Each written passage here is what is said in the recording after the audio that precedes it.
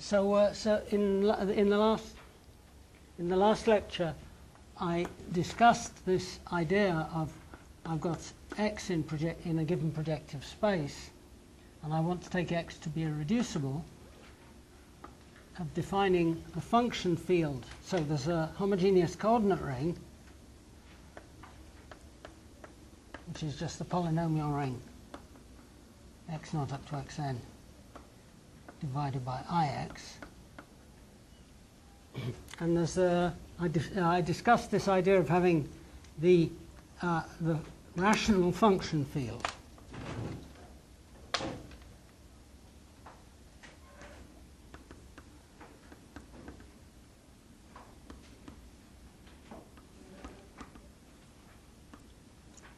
Of x. So you know, there were I said several things along this line. So it's expressions g over d, h over d, hd, where g and h homogeneous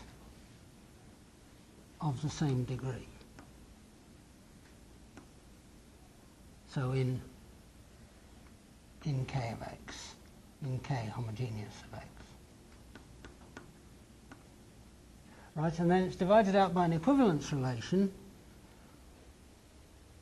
and the equivalence relation is g over h equals g primed over h primed if and only if gh primed minus g primed h is in ix. Right, in this, here I had to have h not in ix. Right, so I explained this is to do with the fact that we're really looking at functions on the affine cone. So there's the affine cone over x, which is a set of equivalence classes of points in there that belong to x. And so you know, that says what the homogeneous ring is, and then this gh over h is making rational functions here which are invariant under the equivalence relation. So this gh over hd means that when I change if I change the point there from being point p to the same point multiplied by lambda, then this guy changes a little bit and this guy changes a little bit, but the fraction doesn't change. And so this equivalence relation is sort of basically pretty messy and pretty unpleasant. So I explained that if x naught in x is an affine piece, so x naught not equal to 0, say, then k of x defined in this projective homogeneous way is the same thing as k of x naught.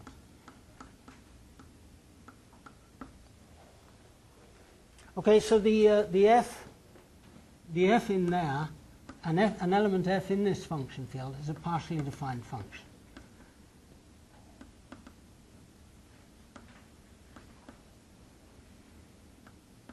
So I explained exactly as with affine space, there is a problem. We're saying partially defined function, and it means it's a function that's not a function. It's a function that's not defined everywhere. So we have to say the domain of f. So this is the set of points p in x such that f is regular at p.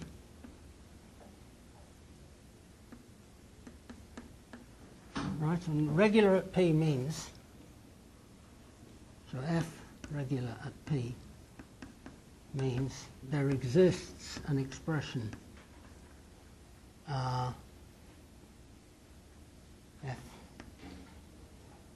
f equals g over h. So if g and h are some given thing, this g over h, g divided by h, means the equivalence class under this. So there may exist many different expressions. One and the same function may have lots and lots of different expressions with h of p not equal to 0. Right? So in this case, f in the neighbourhood of the point P is is a well-defined function. It's not a polynomial function. It's the ratio of two different polynomials, which happens to be, which are, homogeneous to the same degree. So the expression g over h, the value of the expression doesn't depend on the choice of g and h. And it's regular in the sense that the denominator doesn't vanish. And in the same way, so this is domain. If I fix the f, I can ask when is f regular, and then I get this domain of f. And at the same time, I can write OXP for the set of f in k of x, such that f is regular at p.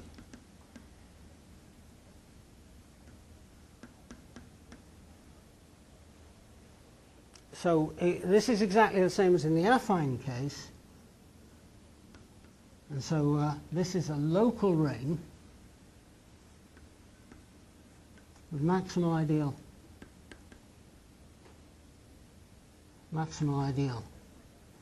M.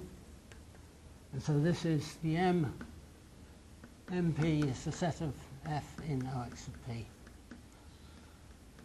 such that f at p is 0. Right, so I'm taking OX of p consists of guys g over h, g and h homogeneous to the same degree. The h is not 0. So if also the g is not 0 at p, then h over g is a perfectly good element of the ring, and it is and it's then the inverse of g over h. So so if f is regular and f of p is not equal to 0, so f in OX of p, f not contained in the maximal ideal, means f is invertible.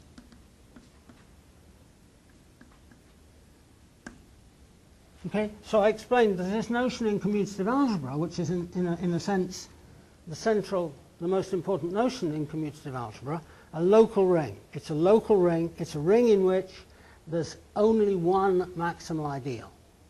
So it's a ring in which if I take all the non-invertible elements, then they form an ideal. If I take the sum of two non-invertible, if I take the sum or difference of two non-invertible elements, then it remains non-invertible. Okay, so this is going to appear shortly in terms of the for algebraic curves. It'll be very important. Characterization of non-singular curves is that this local ring is not just a local ring, but is a discrete valuation ring. I'll explain what that is when I come to it, but I won't say it again.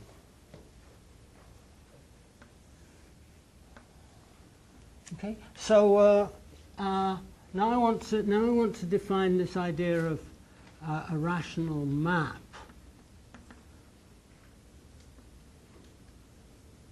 So x as before, as above. I want to know what is a rational map.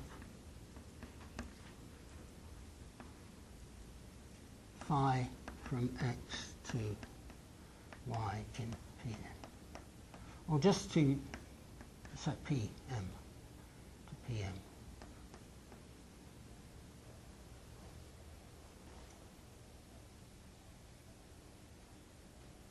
So the important issue here is that we're mapping to projective space.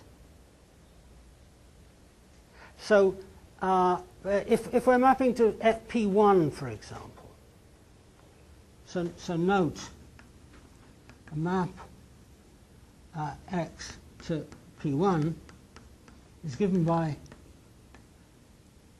a rational function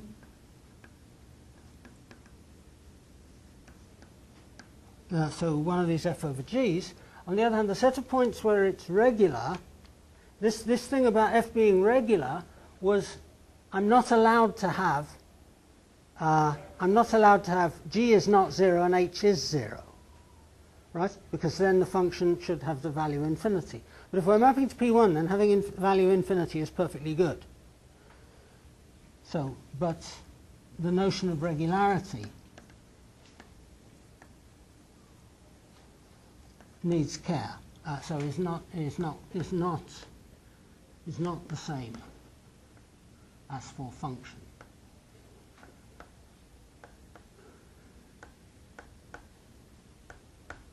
Right. So so you know, I could take the affine line in here, for example, call it, say, the x line. Then if I have a rational map here from if I have a rational function, a function is a map from x to a1. Right? And then the places where the function wants to go to infinity are not regular points. On the other hand, if I'm mapping to P1, then going to infinity is perfectly fine. As long as you really know that infinity is the one well-defined place you want to go to, then you're allowed to do it. Right? And so, so there are rational maps, and you know, map is the same thing as a function, but when we do rational maps and rational function, this notion of regularity is not the same. Right? So let me say what the notion of regularity, let me say what the definition is, and then what the notion of regularity is. So the rational map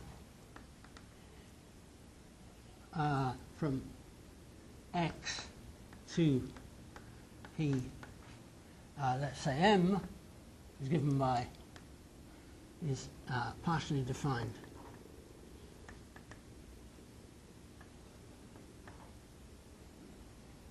map given by P and X maps to. So let me write phi of P equals, and then I'm going to write F1, sorry, F naught, F1, Fm, so F of P,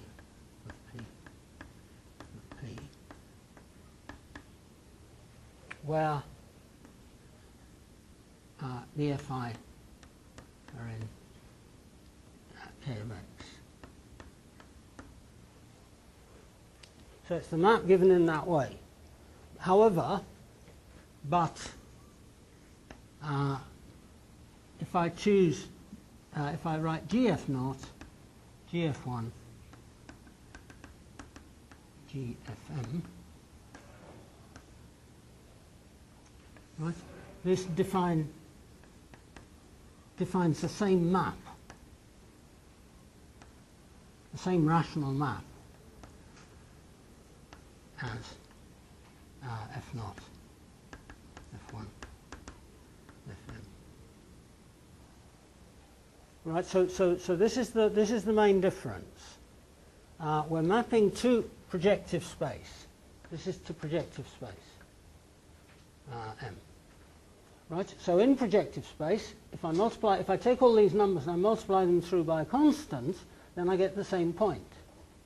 So if I multiply them through by something which is not a constant, which is well defined at each point, then I still get the same point. So for any g in K of X, not 0. Right? So this K of X is a field. I take anything in it which is not 0, then it's invertible. So if I write down this expression G, you know, usually the domain, the place where all of these maps are defined is really quite different depending on the G. So any of the zeros or poles of G are going to mess up whether this function is regular or not, and so on. So that's the important thing. Okay, so that's the definition of a rational map. A rational map is just a map given by rational functions. Right? And if I multiply the polynomial, these FIs are not polynomials. These FIs are rational maps. They're elements of the function field.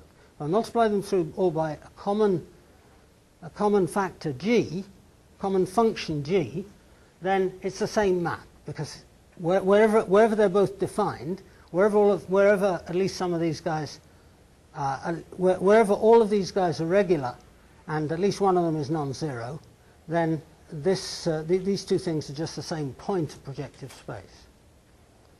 Okay, so regularity. This is the place which is not the same as for just for functions. So phi is regular at a point P if there exists some equivalent, some representative f naught up to fm. So I take some expression here up to this relation, as I already said, such that, and this is where you have to listen carefully, such that each fi of p each fi is regular at p,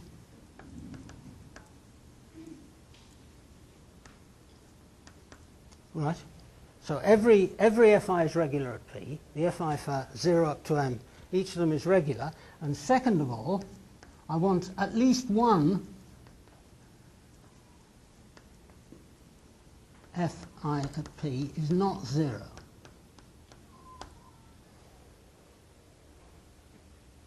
Okay, so what does this condition mean? This last condition means, well, if I map my point to the point, if I try to map to the point 0, 0, 0, 0, 0, that's a perfectly good point of affine space, but it's not a point of projective space. Right? I'm not allowed to go to 0, 0, 0. The ratio is not well defined. So let me just give sort of trivial example. So examples. If I take f1, f2 in k of x, y, z, homogeneous of degree d. So I'm thinking about, here's the plane P2 with coordinates x, y, z, and I'm writing down f1 equals 0 and f2 equals 0. Right, and they're both f1, f2 homogeneous of the same degree. Right, then I can write down, for example, what do I want to say? f1 over f2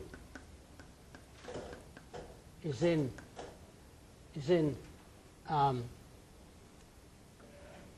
k of p2. This is a rational function on p2.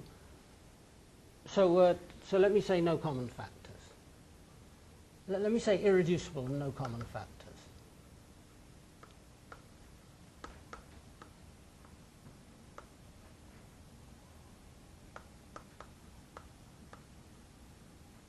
Right. So if I do this, then this f1 and f2 is in p2, and as a function, its domain of so let me call this one f. Domain of f is f2 is not equal to 0. Right? If I think of this instead as a rational map from P2 to P1, right? I want to think of this as being the map which sends P into f1 over f2 evaluated at P, comma 0, comma 1. Right. So this guy, where the f2 is 0, f1 and f2 have no common factors. If f2 is 0, then it's impossible to talk about the value of this map. Whereas here, there's no special problem. Right? If f2 of p is 0, this is the same thing as 1, comma f2 over f1 of p. It's the same, this is same point of P1. right? And this one's perfectly well defined. So this is regular if f1 is not equal to 0. Right? So the rational function f1 over f2 has, its own definition of domain, and that's including the requirements. So it's saying this f1 over f2 has a definite value. If I say f2 is not equal to 0, then I say that the function f has a definite value, and that value is not infinity. Right? Whereas here I say, well, if I'm at a point where f2 is 0, but f1 is not 0, then this map is trying to take the whole of this curve f1 to the point 0, and is trying to take the whole of this curve f2 to infinity. As a function, that doesn't make sense. As a function, that's not regular. But as a rational map, it's perfectly regular. So here, domain of f is P2. Take away the set f1 equals f2 equals 0. So in other words, the intersection of the two curves.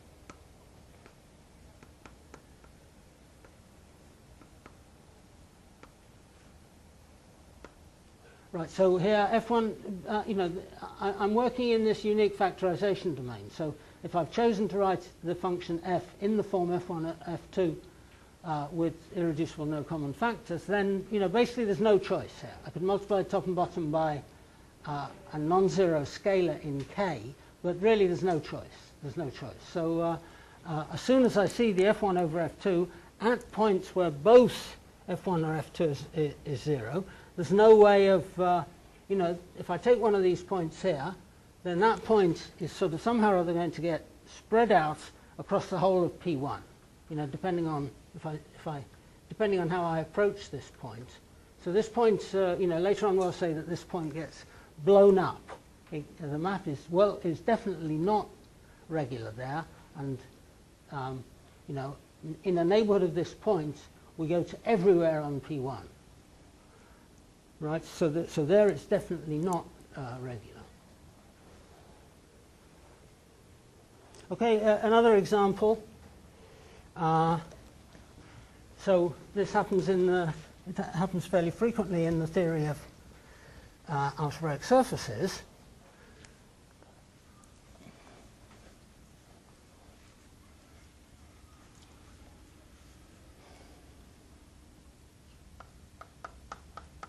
So another example. This is so. Suppose I'm in. I want to say I've got a surface S in P3, and I want it to be given by x a minus y b equals 0. Right. So I have in mind that inside this surface S, I have a line L. The line is given by x equals y equals 0, right? And I want this S to be some surface in P3. So S is, given by fd equals 0. It's given by a form of degree d, and then I want it to contain L. So I want the equation of S to be in the ideal of x and y. So I've written down, the thing I've written down there is a general form of degree d, which is contained in the ideal of x and y. So A and D. Degree d minus 1. Yes. So let's suppose that, I want to suppose that A and B have no common zeros on L.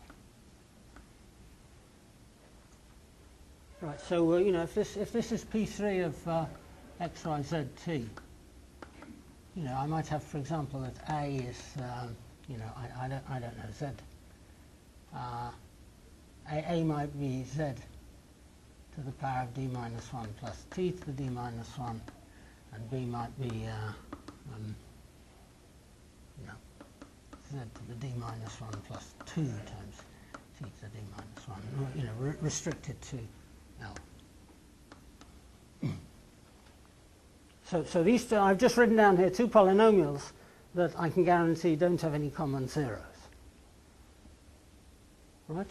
So if I do this, then x over y, or rather x over y, comma 1, this is a rational map. This is a map from P3. I can think of this as a map from P3 into P1. Right? This is just the map which takes x, y, z, t, maps it to x, y, nothing. Right? And then I've got here the surface S, and I'm just doing the same map restricted to S. Right? So here, so I've written this thing in the form, you know, according to the definition of rational function, I have to write down, to get a map from a projective variety to P1, I have to write down m plus 1, that's 2 of these rational functions. So I've written down rational function x to x over y, comma, rational function 1. Right? I think I'm really thinking of this is x to y. Right? This is I can also write this with homogeneous forms themselves. Right? So here the regular locus is P3 minus P1. Right? The map doesn't make sense to take this map at a place where x and y are both 0. Right? So when x is 0, you know, when x is 0, this may be taking, if x is 0 and y is not 0, then I'm going to infinity at this line. That's allowed, that's regular. But if x and y are both 0, then I'm trying to form the point 0, 0 in projective space, and that doesn't make sense. Right? So this is definitely not regular there. On the other hand, this map is regular everywhere. So this is, I could call this pi. It's really linear projection, right? And here I've got pi restricted to S, and pi restricted to S is regular everywhere.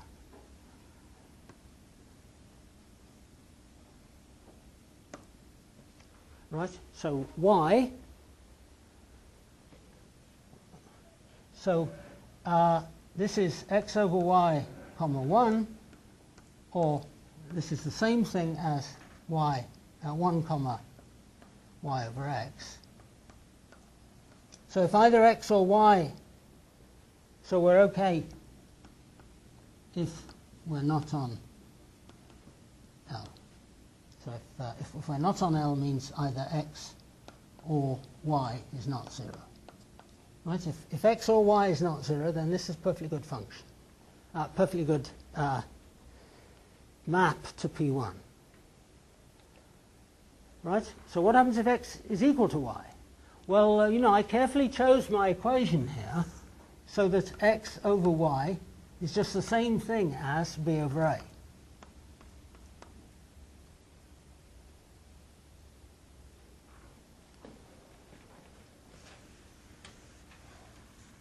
Field of S. So this thing here is the same thing as b over a, comma 1. Right? And that's the same thing as 1, comma a over b. So at every point of L, 1 of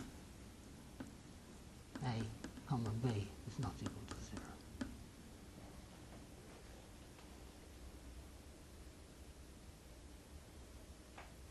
So let me try and draw a picture of this example. So here's my line in space, right? And you know, I'm a geometer, so I'm allowed to think in pictures. P3 is three-dimensional space, so it's like the space we live in. Here's a line in it. I can take the pencil of planes passing through this line. There's a fixed line there. I'm thinking of the fixed pencil of planes. So the fixed pencil of planes is given by x to y equals some ratio. This is the line L. X equals y equals 0. Right? And then here's a plane. A plane, now you know, x equals lambda y. And as lambda varies, that moves around there. Right? So my surface is passing through. My surface sort of passes through here. And what's happening here is that at every point, P and L, there's a well-defined tangent plane.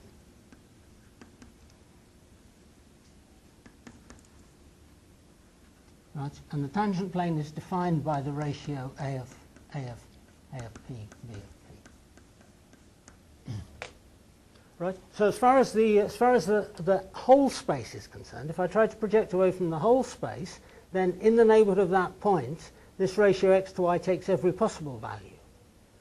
Right? So if I'm trying to project the whole space down to P1, then this ratio x to y, it's impossible to make it regular in the neighbourhood of a point of the line, exactly because these ratios x to y take all possible values.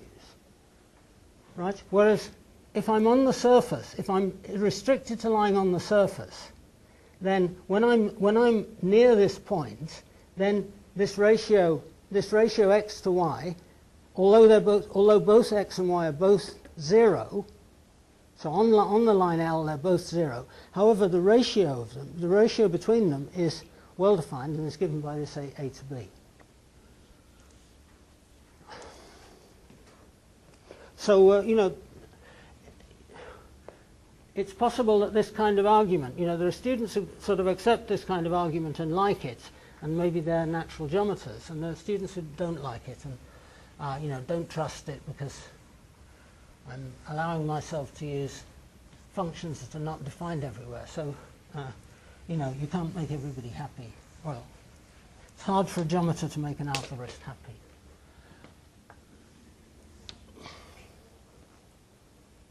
Okay, so I want to give another example which explains this notion of linear system.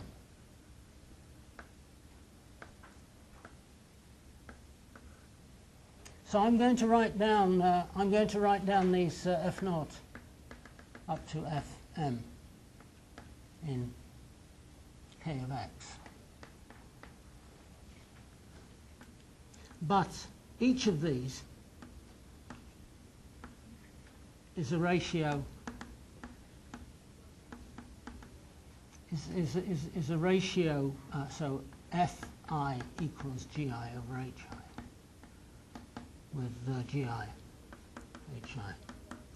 in k homogeneous of x, and then homogeneous of the same degree. Maybe I'm allowed to have different degrees for different i's. Homogeneous of the same degree.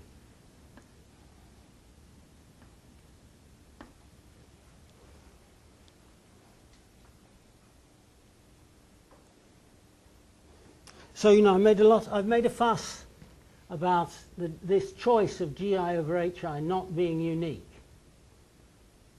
Right? So if this ring is not a unique factorization domain, then very often there'll be lots and lots of different things here.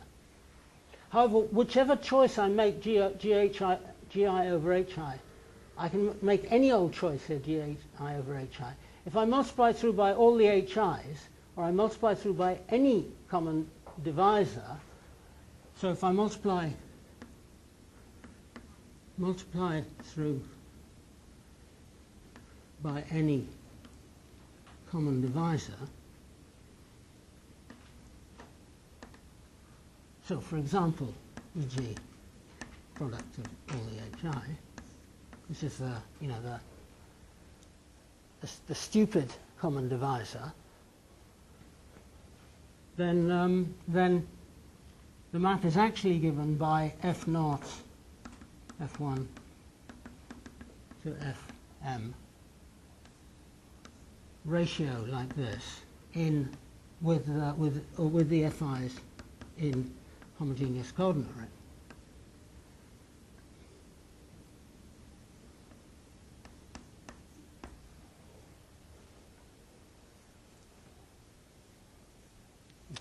And we saw this already here. So when I'm writing this map here, if I stick rigidly to this definition here, where these are elements of the function field, then I'm obliged to write this in this form x over y comma 1. Right? But actually, I really want to think of this as being x, y, z, t maps to x, y. These are not functions. It's only the ratio of these that's a rational function. And then I want to talk about this as being pencil of hyperplanes and so on. So I want to think of it as, a geometer wants to think of it as, for example, here I said pencil. Pencil is a one-dimensional linear system. Right? So these, and they're all homogeneous of the same degree. So D. So this is a linear system.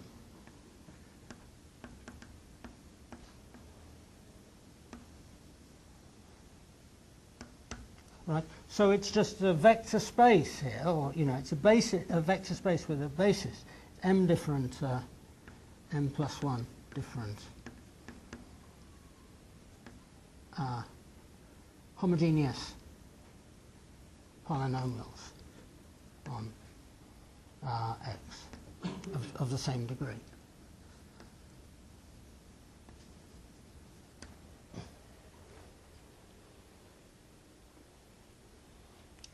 So here I can think about this linear system x to y as being so it's defining a rational map, and the rational map is taking a point of space to, well, I take this pencil planes around, then I choose the value of lambda where this point hits, where this pencil plane hits where this rotating plane hits the point in question. Okay, so I used linear systems when I talked about plane conics. So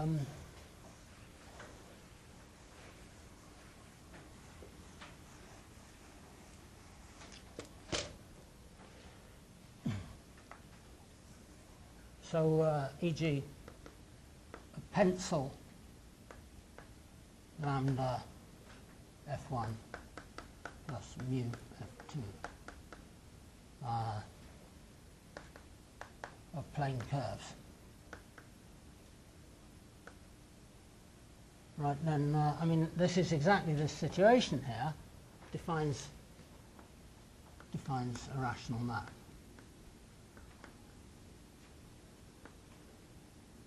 P2, P1. Right, so this is taking Pf into F1, F2. Right, and this is taking P into, the value of lambda mu. I'm not quite sure how to say this. It's taking it into probably minus mu comma lambda or something, where I didn't think about this in where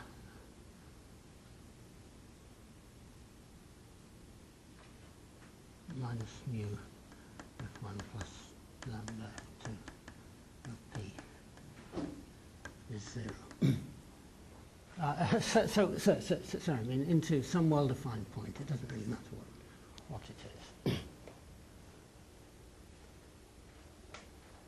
Okay, so I want to do, there's a characteristic, these are sort of basically obvious examples, very silly examples, but there's something completely characteristic of projective geometry. So let me think about the following. So this is a big example. This is called the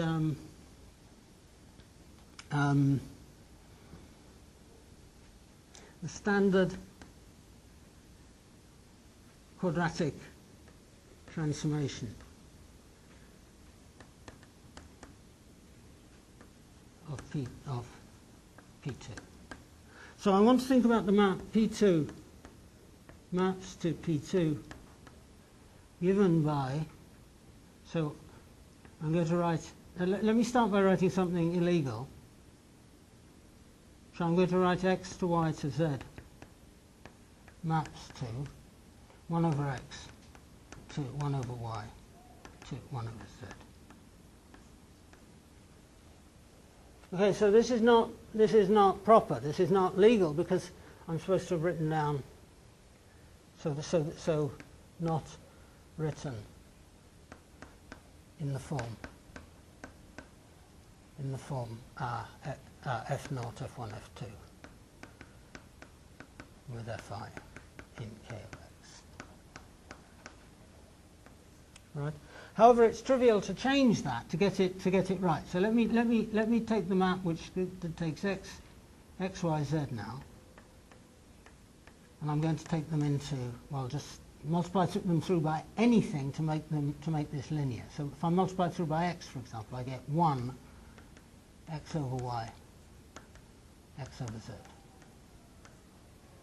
Right. So this is definitely of this form. So, you know, the thing I'm writing down is a pretty sensible thing to write down. This is an ordinary thing that anybody might write down in the course of doing calculation.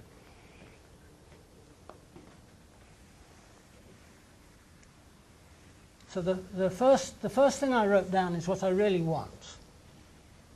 Right? And the thing that should be clear is that if I do this map, so let me call this map I.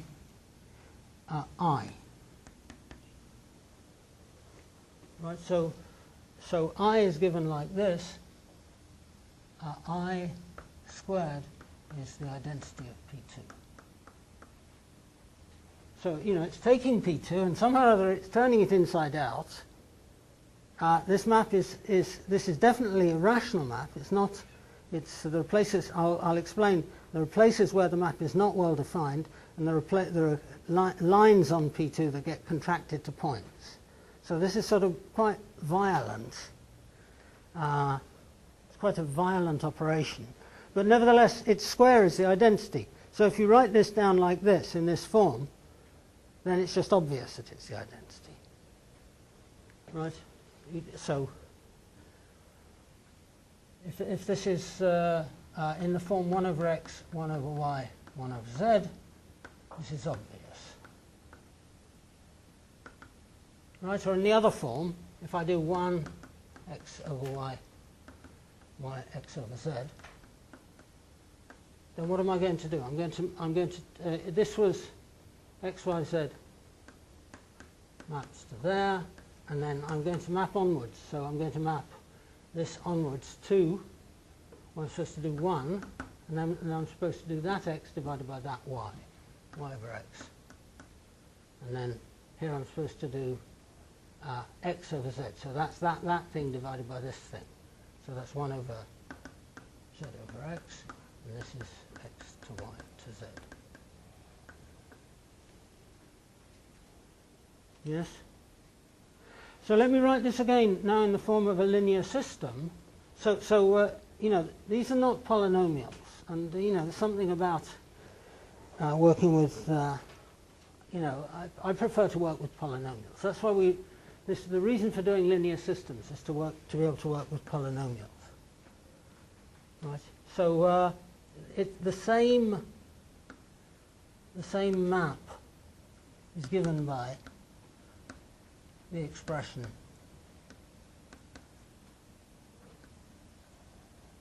x, y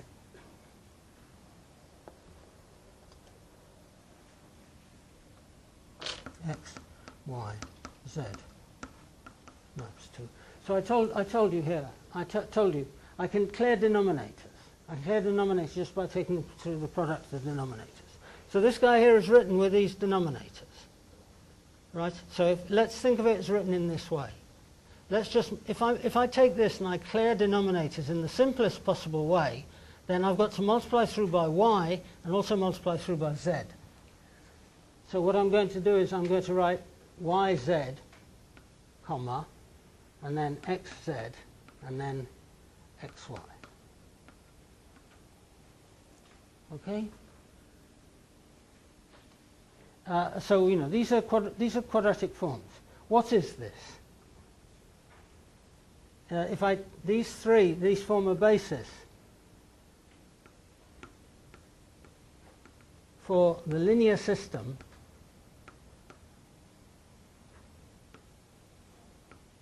of conics through the three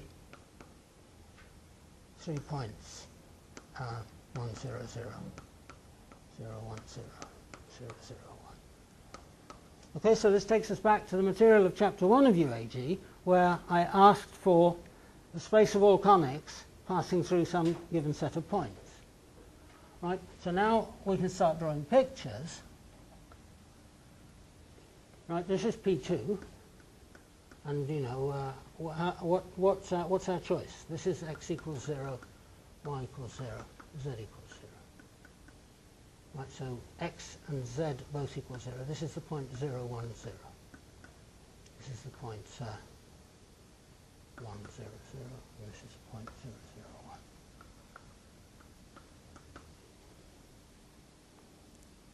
1. Yes. So what's the? So you know, if I take the space of conics, so you know, there's lots of conics through here. There's a two-dimensional vector space of conics passing through these 3 points, and particular conics are this line pair and this line pair and that line pair. So that I've just written down a basis for this linear system of conics passing through these 3 points. So question, where is this map well defined? What's the domain? What's the domain of I?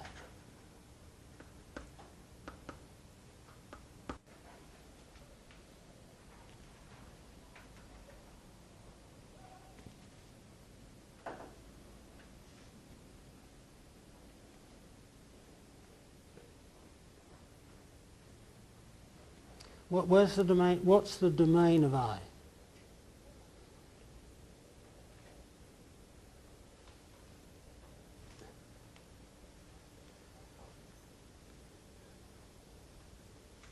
So if you need me to repeat the definition of domain, if I were thinking in terms of this F0, F1, Fm, right, with the Fi in function field of M. Okay, the definition of domain, the domain is the set of points where I want all the Fi are regular and not all are 0. So at least one is not 0. Okay, so for example, I can this one here is written in this form F0, F1, F2. So where is this one regular? So it's regular where it's obviously regular where everywhere where y is not 0, or everywhere where z is not 0.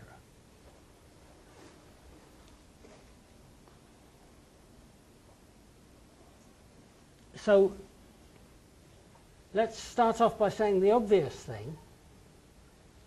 If x, y, z is not 0, in other words, if we're at any internal point here, we're not on the boundary of the triangle, we're either internal or out here or somewhere, then it's regular. So what happens if one of them is 0, if x is 0?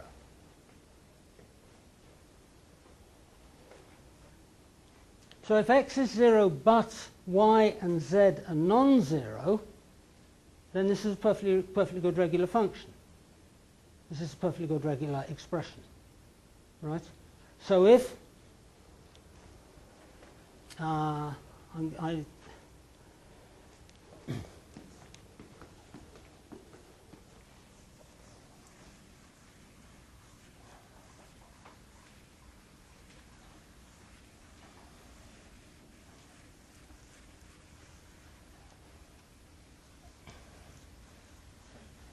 So if x is 0, but y and z are both not 0, then the expression 1 comma x over y. What's the expression? X over y, x over z. X over z is regular.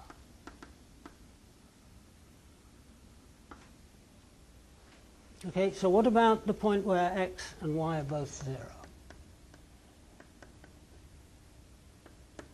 So is it going to be possible to make this regular?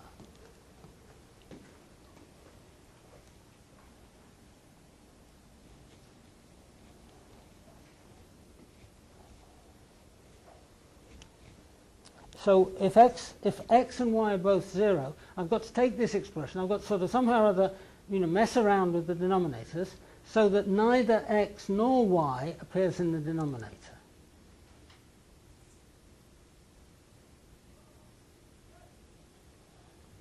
Okay, so then I can't think of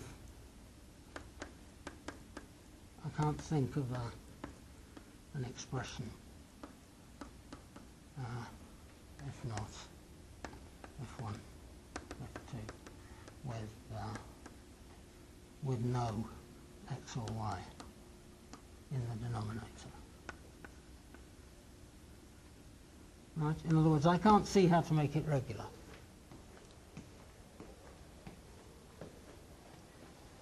So let's proceed. Let's sort of. It's probably not regular.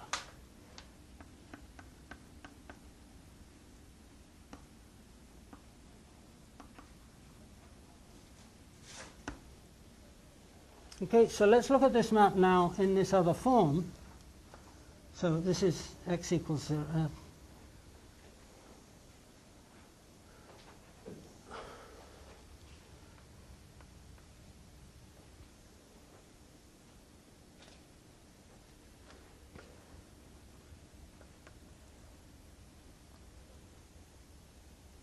So let's think, let me now write this in the form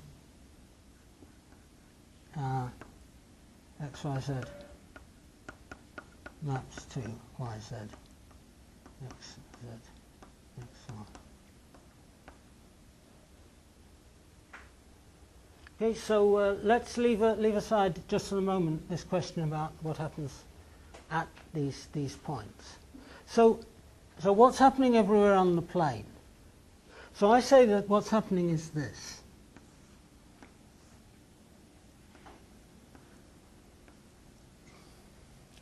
So let's look at this line here. So this line here is the line, if I've got it right, z equals 0.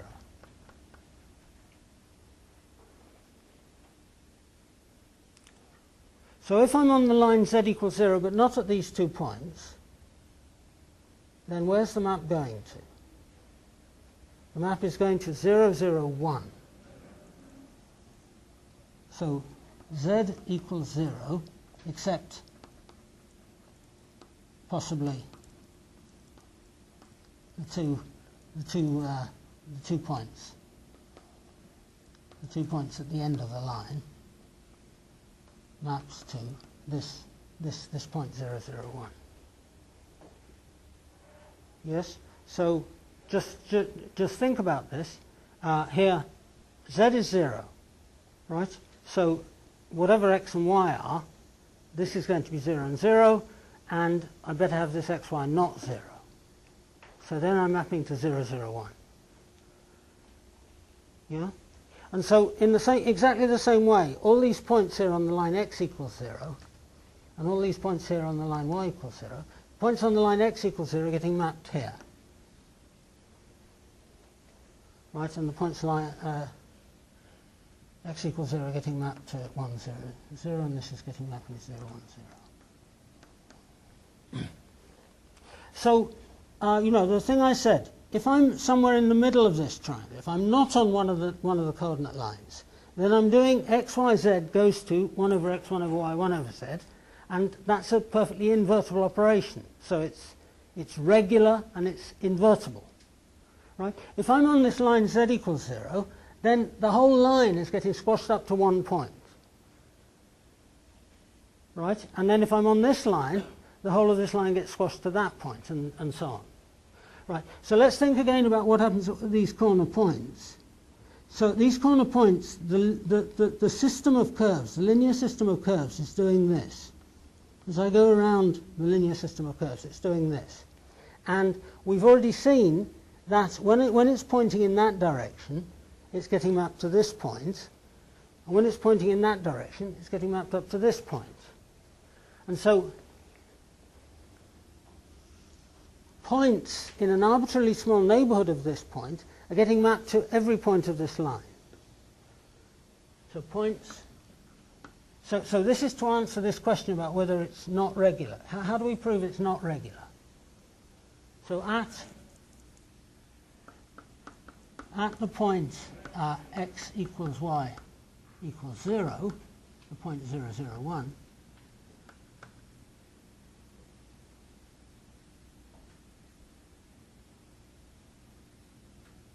points arbitrarily close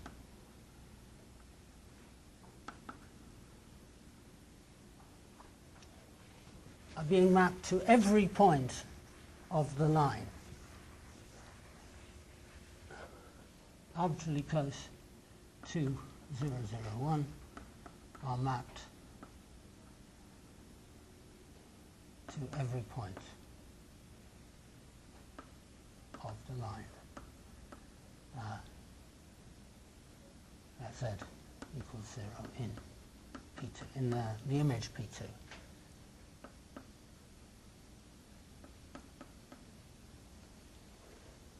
Okay, so what's happening here at this map is that the map is trying to take this point and project it out somewhere so that it's going to every point of one of these lines. I'm not quite sure. It's going to every point of this line. Right? At the same time, this line here is getting, every point of this line gets contracted down to this point.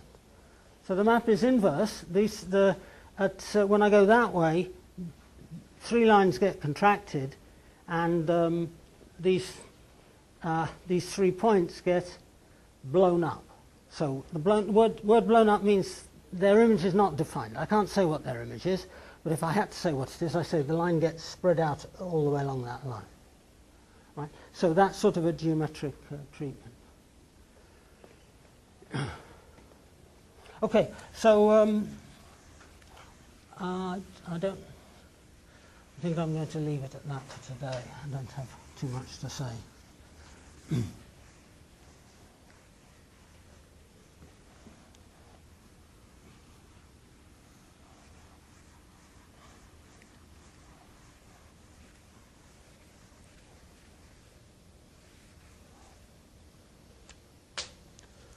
I think I'll leave it at that for today.